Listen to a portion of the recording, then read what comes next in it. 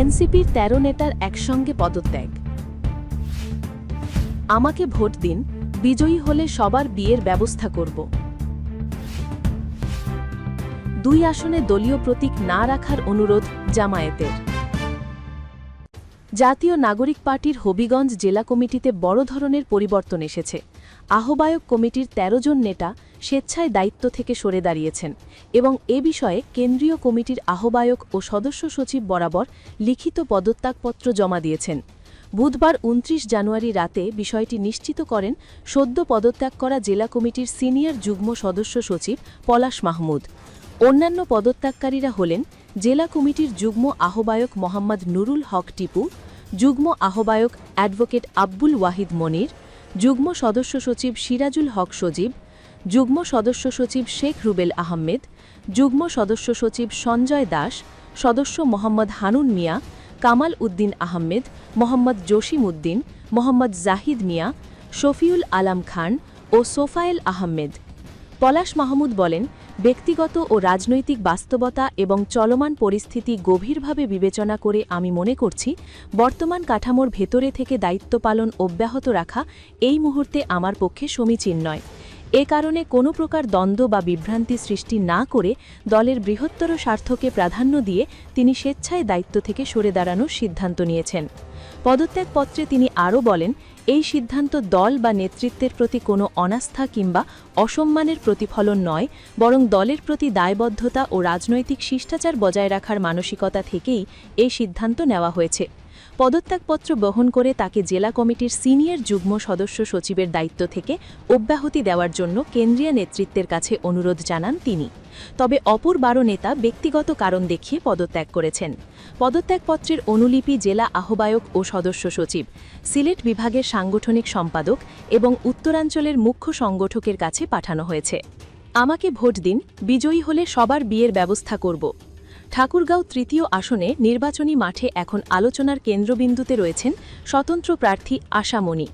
বড় বড় রাজনৈতিক প্রতিশ্রুতি নয়, বরং ভোটারদের কাছে বিয়ের উপহার হিসেবে একটি করে ভোট চেয়ে সামাজিক যোগাযোগ মাধ্যমে শোরগোল ফেলে দিয়েছেন তিনি। বুধবার ২৮ জানুয়ারি রানী শঙ্কৈল উপজেলার নেকমরদ এলাকায় গণসংযোগকালে এক সাংবাদিককে দেওয়া সাক্ষাৎকালে তিনি এই বিচিত্র আবদার করেন।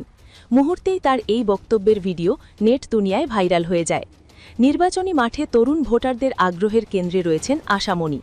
অনেক তরুণ ভোটার তাকে ঘিরে ধরলে তিনি স্বভাবসুলভ ভঙ্গিতে বলেন, অনেক তরুণ ভাই আমাকে বলছেন, আপা আমাদের বিয়ের ব্যবস্থা করেন। তাদের উদ্দেশ্যে আমার কথা, আমাকে একটি করে ভোট দিন, আমি বিজয়ী হলে আপনাদের বিয়ের ব্যবস্থা সহজ করে দেব। তরুণ থেকে শুরু করে দাদা দাদি, নানা নানি ও চাচা চাচি সবার কাছে আমার একটাই আবদার, বিয়ের উপহার হিসেবে এবার আমাকে একটি করে ভোট দিন। আশামনির এমন বক্তব্যে সামাজিক যোগাযোগ মাধ্যমে বইছে হাস্যরসের জোয়ার। জয়দেব দেবনাথ নামের এক নেটিজেন মন্তব্য করেছেন, কেউ দিতে চাইছে বেহেস্ত, কেউ ফ্যামিলি কার্ড, আর আশামনি আপা দিতে চাইছেন বউ অথবা স্বামী। উল্লেখ্য, আশামনি এর আগেও স্থানীয় সরকার নির্বাচনে অংশগ্রহণ করেছিলেন, তবে সেবার নির্বাচনী লড়াইয়ে মাত্র কয়েকটি ভোট পেয়েছিলেন তিনি। ভোটের সমীকরণ যাই হোক, স্থানীয় সমাজকর্মী আম্বিয়া খাতুন মনে করেন, ভোট যাই পান না কেন, নারী ক্ষমতায়ন ও অধিকার আদায়ের লড়াইয়ে আশামনি একজন সাহসী পথযাত্রী। আসন্ন ত্রয়োদশ জাতীয় সংসদ নির্বাচনে ঠাকুরগাঁও ৩য় আসনে আশামনি সহ মোট ১০ জন প্রার্থী প্রতিদ্বন্দ্বিতা করছেন। পুরো জেলায় ৩টি সংসদীয় আসনে নারী প্রার্থী মাত্র ২ জন। তাদের মধ্যে ঠাকুরগাঁও ২ আসনে জাতীয় পার্টির নুরুন নাহার বেগম এবং ঠাকুরগাঁও ৩য় আসনে লড়ছেন এই আলোচিত স্বতন্ত্র প্রার্থী আশামনি। ২ আসনে দলীয় প্রতীক না রাখার অনুরোধ জামায়াতের। ত্রয়োদশ জাতীয় সংসদ নির্বাচনে ৩০০ আসনের মধ্যে ২টি আসনে দলীয় প্রতীক দাঁড়িপাল্লা না রাখার জন্য প্রধান নির্বাচন কমিশনারের কাছে আবেদন জানিয়েছে বাংলাদেশ জামায়াতে ইসলামী। বৃহস্পতিবার জামায়াতে ইসলামের সেক্রেটারি জেনারেল মিয়া গোলাম পারওয়ার স্বাক্ষরিত একটি আবেদনপত্র সিইসির কাছে পাঠানো হয়। আবেদনপত্রে উল্লেখ করা হয়, আগামী ১২ই ফেব্রুয়ারি অনুষ্ঠিত হব্য জাতীয় সংসদের নির্বাচনে জামায়াতে ইসলামীর পক্ষ থেকে জাতীয় সংসদের ২০০ নম্বর নরসিংদীর ২ আসনে মোহাম্মদ আমজাদ হোসেনকে এবং জাতীয় সংসদের ২৮৫ নম্বর চট্টগ্রাম ৮ আসনে মোহাম্মদ আবু নাসেরকে মনোনীত করা হয়েছিল। তবে 10 দলীয় নির্বাচনী ঐক্যের সমঝোতার পরিপ্রেক্ষিতে জাতীয় সংসদের 200 নম্বর নরসিংদী 2 আসনটি জাতীয় নাগরিক পার্টির মনোনীত প্রার্থী গোলাম সরোয়ারকে এবং জাতীয় সংসদের 285 নম্বর চট্টগ্রাম 8 আসনটি এনসিপির মনোনীত প্রার্থী মোহাম্মদ জোবাইরুল হাসান আরিফকে ছেড়ে দেওয়া হয়েছে বলে আবেদনপত্রে উল্লেখ করা হয়। এতে আরও বলা হয়, ওই 2 আসনের জামায়াতের মনোনীত প্রার্থীরা নির্ধারিত সময়ের মধ্যে তাদের মনোনয়নপত্র প্রত্যাহার করতে পারেননি।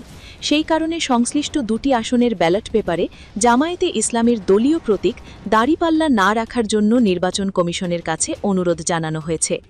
আবেদনপত্রে বিষয়টি বিবেচনা করে যথাযথ পদক্ষেপ গ্রহণের জন্য প্রধান নির্বাচন কমিশনারের কাছে অনুরোধ জানানো হয়।